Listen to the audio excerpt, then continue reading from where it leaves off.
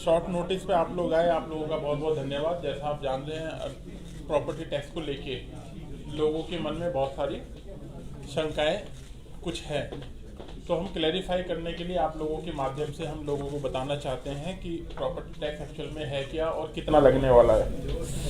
बहुत से लोग, एक तो सबसे पहले ये समझ लें, जब हम बात करते हैं किसी भी कानून की, किसी भी चीज़ की, मुझे याद है आप लोगों में से कुछ लोगों ने पूछा था कि साहब जब आप एंक्रोचमेंट हटाते हो तो जो ये जैसे और देशों में होता है आप हमारे यहाँ क्यों नहीं करते हो, रेगुलराइज क्यों नहीं करते हो, सो एंड सो फोर्थ। तो जब हम बात करते हैं भाई पूरे देश की, तो उसी हिसाब से प्रॉपर्टी टैक्स भी एक ऐसा टैक्स है जो पूरे देश में लगा हुआ है, और JNK अपने आप में सबसे लास्ट स्टेट या यूटी है जिसमें ये एनफोर्स किया गया है।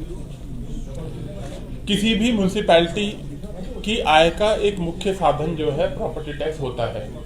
अगर आप देखेंगे कि जनरली जो म्यूनसिपैलिटी के जो काम होते हैं वो लोगों से जो रोज़मर्रा के जो एकदम टच वाले जो कार्य होते हैं वो सबसे ज़्यादा म्यूनसिपैलिटी ही करती है।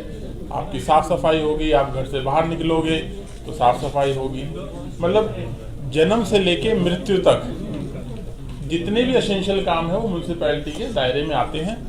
और म्यूनसिपैलिटी अच्छे से सर्विसेज प्रोवाइड कर सके तो उसकी एक आय का एक साधन होता है प्रॉपर्टी टैक्स। और ये एक तरह का प्रोग्रेसिव टैक्स होता है जिसमें आप जो गरीब होता है, मतलब आप ऐसा नहीं लगते सब पे एक समान लगाते हो, जो गरीब होता है उस पर कम लगता है और धीरे धीरे उसके हिसाब से बढ़ता है। सबसे पहले जनाब ये कोई नई चीज़ नहीं है, पूरे देश में लगती है और JNK यूटी में सबसे लास्ट में लगाया जा रहा है। सेकंड, सर ये हर महीने नहीं देना है, ये साल में एक बार देना होता है। तीसरी चीज़, जो भी इससे पैसा आएगा, मान लीजिए SMC का एरिया है तो वो जो म्यूनसिपल कॉरपोरेशन श्रीनगर है ये उनके अकाउंट में जाता है, ये कंसोलिडेटेड फंड में नहीं जाता है। उसी तरीके से आप सोचिए मेरे दूर दराज की कुलगांव की अगर मेरी म्यूनसिपल काउंसिल है तो जो वो पैसा जाता है वो उसके अकाउंट में जाएगा। कुलगांव भी मेंटर सेक्रेटरी था उस जिले का, मैंने देखा है वहाँ पे लोग छोटी छोटी चीज़ों के लिए बोलते थे कि साहब ये रोड जो हमें बनाना है या नाली हमें बनानी है तो उसके लिए पैसे की उन्हें कमी होती थी। वहाँ पे ये जो पैसा जो आएगा वो उसी काउंसिल के अकाउंट में रहेगा और वो वहीं उसी जगह ही इस्तेमाल होने वाला पैसा है। तो एक तरीके से आपकी डायरेक्ट अकाउंटेबिलिटी रहेगी। आप ये भी मानोगे कि जैसे ही आपसे यूज़र चार्जेस लिए गए डोर टू डोर कलेक्शन के, आप सब लोग इस बात को मानेंगे, ये ओपिनियन नहीं है, ये फैक्ट है।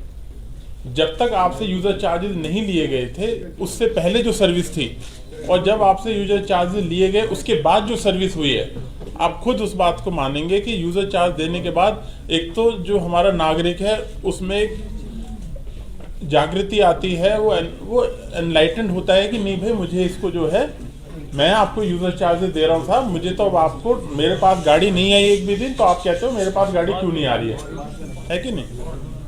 तो इससे एक जागृति आती है। और जहाँ तक रहा JNK के कंटेस्ट में 1000 स्क्वायर फीट तक की जो प्रॉपर्टी है, अच्छा नंबर 1 ये तो आपको पता ही है केवल अर्बन एरिया में ही है, रूरल एरिया में बिल्कुल भी नहीं है। दूसरा, अर्बन एरिया में अगर कोई एग्रीकल्चर लैंड है वो इससे बाहर है।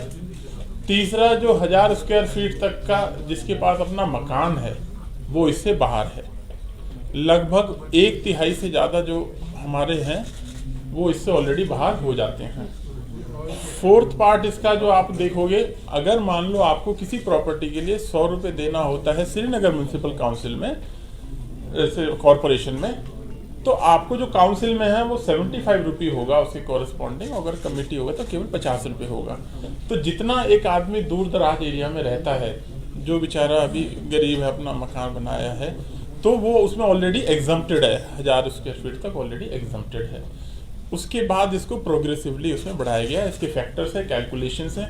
मेरी आप लोगों से रिक्वेस्ट रहेगी, अगर आप इसको एक बार देखोगे तो आपके दिमाग से अपने आप ये मिथ्या दूर हो जाएगी। किसी को लगता होगा पता नहीं 6000 ले लेगा, 10,000 ले लेगा, 15,000 ले लेंगे और हर महीने ले लेंगे, ऐसा नहीं है। साल में है JNK में सबसे लास्ट में लगाया जा रहा है। पैसा लोगों के तुरंत उनके इस्तेमाल के लिए उन्हीं की कमेटी के हाथ में रहेगा।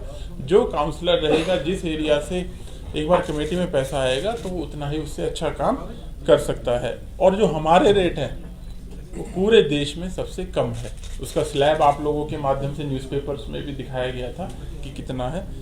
अगर मैं इसमें सिर्फ श्रीनगर कॉरपोरेशन है, इसमें क्योंकि कुछ एरिया आप जानते हैं श्रीनगर में भी कुछ पॉश एरिया है, किसी के सर्कल रेट बहुत हाई होते हैं, किसी के सर्कल रेट बहुत कम होते हैं। तो एक रेजिडेंशियल एरिया जो है मान लो 1500 स्क्वायर फीट तक है, तो वो 100 रुपये से लेके 1150 रुपये तक जाता है, मतलब मैक्सिमम अगर किसी का सर्कल रेट है। इसका जितना आपका बनता है उसके लिए एक कैलकुलेटर डिज़ाइन किया जा रहा है जो वेबसाइट पे दिखा दिया जाएगा, जिससे आप लोग भी खुद एक बार उसे देख सकते हैं। तो है ना, उसको कर दिया है। बाकी इसके बारे में ये आपने कुछ जो बताना चाहें? इसको सरल तरीके से समझाया है कि किस तरीके से जो प्रॉपर्टी टैक्स जो अभी 21 तारीख को नोटिफाई हुआ है JNK में, इसको लागू किया गया। तो 3 point sir, I may be there would be a bit of repetition also. सबसे पहले कि जब हम कहते हैं कि प्रॉपर्टी टैक्स ये एक प्रोग्रेसिव टैक्स होता है। प्रोग्रेसिव टैक्स इसलिए है क्योंकि ये गरीब पे कम और जिस तरीके की इनकम होती है, जिस तरीके की एसेट्स इंसान के पास होती है, उसी प्रोपोर्शन में बढ़ते हैं। हमारे जनरली जब हम बेसिक टैक्सेस की बात करते हैं, एक डायरेक्ट टैक्सेस होते हैं, इनडायरेक्ट टैक्सेस होते हैं। इनडायरेक्ट टैक्स होता है जैसे हम GST देते हैं या सेल्स टैक्स देते हैं। फॉर एग्जाम्पल, अगर ये पेन है, ये पेन अगर 20 रुपए का है, इसमें अगर 2 रुपए का टैक्स है, ये 2 रुपए गरीब को भी देने पड़ते हैं, ये 2 रुपए अमीर को भी देने पड़ते हैं, ये 2 रुपए किसी मिडिल इनकम वाले बंदे को भी देने पड़ते हैं। तो इनडायरेक्ट टैक्स जनरली रिग्रेसिव, इसको प्रोग्रेसिव नहीं माना जाता है। लेकिन जो डायरेक्ट टैक्स होता है वो प्रोग्रेसिव होता है। डायरेक्ट टैक्स में एक जो सिंपल एग्जांपल हम जानते हैं, दैट इज इनकम टैक्स, कि जितनी इनकम बढ़ती है उसी प्रोपोर्शन में टैक्स देना पड़ता है। इनकम स्लैब कम है, इंसान की गरीब आदमी है, उसको वो टैक्स नहीं देना पड़ता है। इसी तरह से जो प्रॉपर्टी टैक्स है, ये प्रॉपर्टी टैक्स भी एक डायरेक्ट टैक्स है और प्रोग्रेसिव टैक्स है, क्योंकि जिसकी कम एसेट्स हैं, जिसकी कम प्रॉपर्टी है, वो या तो एग्जम्प्टेड होता है या बहुत कम रेट होती है। और जो ही आपकी जो एसेट्स का साइज, एसेट्स का क्वांटम बढ़ता है, तो प्रॉपर्टी टैक्स भी प्रोपोर्शनेटली बढ़ता है। इसलिए ये प्रोग्रेसिव होता है। एक डिस्ट्रीब्यूटिव जस्टिस भी इसको माना जाता है कि जो हमारे समाज में, हमारे सोसाइटी में, देश में बड़े एसेट वाले जो हमारे होल्डर्स होते हैं, उनका टैक्स गरीब के लिए, उस गरीब के आसपास की डेवलपमेंट के लिए यूज होता है। So that was the first point जो सर ने भी अच्छे से समझाया है। दूसरा पॉइंट जो बहुत अहम है, वो ये अहम है कि फॉर एग्जांपल अगर कोई GST अभी इकट्ठा होता है तो ये कंसोलिडेटेड फंड में चला जाता है, फिर वहां से थ्रू फाइनेंशियल जो जिस तरीके से बजटिंग होती है, फाइनेंशियल बिल्स होती है, उसके हिसाब से एलोकेट होता है। ये जो प्रॉपर्टी टैक्स है, ये property tax urban local body अपने एरिया में खुद इकट्ठा करती है और इसके बाद इसको खर्चा करने का भी अधिकार उसी अर्बन लोकल बॉडी को होता है। इसका मतलब श्रीनगर में जो भी इकट्ठा होगा वो श्रीनगर म्युनिसिपल कॉर्पोरेशन के ही अकाउंट में जाएगा और इसका खर्चा, इसको किस तरीके से खर्च करना है, इसको किस तरीके से जो है स्पेंड करना है, कौन सी डेवलपमेंट कामों में करना है, that would be decided by Srinagar municipal corporation only. इसी तरीके से छोटी कोई म्युनिसिपल काउंसिल है, म्युनिसिपल कमिटी है, वहां पे जो इसमें कलेक्ट होता है, that would again, it will not go to government, ये यूटी गवर्नमेंट को नहीं जाएगा, सेंट्रल गवर्नमेंट को नहीं जाएगा, ना ही एक ULB से दूसरे ULB में जाएगा। इसका मतलब जो प्रॉपर्टी टैक्स श्रीनगर में इकट्ठा होगा, ये जम्मू में स्पेंड नहीं होगा, ये अनंतनाग की म्युनिसिपल कमेटी में स्पेंड नहीं होगा। इसी तरीके से जो अनंतनाग म्युनिसिपल टाउन में म्युनिसिपल कमेटी जो इकट्ठा करेगी, म्युनिसिपल काउंसिल जो इकट्ठा करेगी, वो सिर्फ अनंतनाग में ही खर्चा होगा। इससे क्या होता है कि लोकल जो म्युनिसिपल बॉडीज होती हैं, म्युनिसिपल कॉर्पोरेशंस होती हैं, उनका रिसोर्स बढ़ता है और इन्हीं कामों से, इसी पैसे से फिर वो लोकली अपनी प्रायोरिटीज को सेट करते हैं, डेवलपमेंट करते हैं। अभी अगर हम श्रीनगर की बात करें, हम लोग हार्डली 10% 12% अपने खर्चे को इकट्ठा कर पाते हैं through our resources, through our different means. But जब खर्चे की बात करते हैं, चाहे हमें सैनिटेशन की बात हो, सैनिटेशन वर्कर्स को लगाने की बात हो, गाड़ियों को लगाने की बात हो, ब्रूम्स की बात हो, यूनिफॉर्म की बात हो, इसी तरीके से विंटर में स्नो क्लियर करना है, स्नो क्लियरेंस के मशीनरी की का खर्चा हो, फ्यूल का खर्चा हो, हमारे स्टाफ का खर्चा हो, कहीं ड्रेन्स बनानी है, कहीं इस समय हम लोगों ने रिसेंटली श्रीनगर में ड्रेनेज मास्टर प्लान बनाया था, सर लगभग हमारे यहाँ अभी 1000 किलोमीटर का ड्रेनेज नेटवर्क है और 1500-1600 किलोमीटर का ड्रेनेज नेटवर्क की और जरूरत है। सर पिछले साल जो 74th अमेंडमेंट में हमारे यहाँ जो है श्रीनगर के रोड्स ट्रांसफर हुए हैं। लगभग हमारे पास 2200 किलोमीटर ऐसे रोड्स हैं जिन पे मैक्सिमाइज करने की जरूरत होती है, जिनको जो मोटरेबल जरूरत है। पूरे अगर हम गलियों की बात करें, लगभग हमारे पास 7000 7500 लेन्स बाई लेन्स है शहर में। तो जो ये पैसा है, जो भी ये रिसोर्स है, ये इसी काम में, इसी पब्लिक सर्विस के लिए यूज होगा। बाकी भी अक्रॉस द कंट्री जितनी भी म्युनिसिपल बॉडीज हैं, चाहे बड़े को अगर हम बीएमसी या अहमदाबाद या बैंगलोर म्युनिसिपल कॉर्पोरेशंस को भी छोड़े, जो छोटी छोटी या हमारी जो लेवल की या हमारे टाइप की इकोनॉमिकली या जियोग्राफिकली जो हमारी इक्वली सिमिलरली प्लेस सिटीज है या टाउन्स है, वहां पे भी सबसे बड़ा मेजर जो एक इनकम का सोर्स होता है वो ये प्रॉपर्टी टैक्स होता है। और एक जो बहुत अहम जो J&K में जो प्रॉपर्टी टैक्स नोटिफाई हुआ है, इसमें एक सबसे बड़ी चीज ये हुई है कि जो एक मॉडल है, it's a very simple model. दूसरा, इसमें जो रेट्स लगाई गई हैं वो बेहद ही कम रेट्स हैं, काफी लो रेट्स पे जो है इंट्रोड्यूस किया गया है। जैसे सर ने भी अभी बताया, इसमें जो हमारे गरीब तबका होता है, जिसमें अक्सर 1000 वर्ग मीटर स्क्वायर फीट से कम, जो 1000 स्क्वायर फीट से कम जो एरिया होता है, उनको एग्जम्प्ट किया गया है। इसके बाद चाहे 1000 से 1500 है, 1500 से 2000 है, उन सब की भी स्लैब्स बनाई गई है। स्लैब्स इस तरीके से बनाई गई है कि वो मॉडरेटली इंक्रीज होता है, एकदम से जंप नहीं करता है। दूसरा, जब हम ये इनफैक्ट आज जो हमने ये मीटिंग रखी थी, इसीलिए रखी थी कि हमने एक डिटेल प्रेजेंटेशन भी बना के रखी है कि ताकि हम सबको के साथ डिस्कस भी करें किस तरीके से कैलकुलेट करना है, कितना आसान है कैलकुलेट करना। और कोई कहता है कि जी मेरा 5 लाख लग रहा है, 4 लाख लग रहा है, जो कि सही बिल्कुल भी नहीं है। इनफैक्ट हम लोगों ने आज पेन और पेपर भी सर यहाँ पे रखे हुए हैं कि इसके बाद वील डू दिस एक्सरसाइज।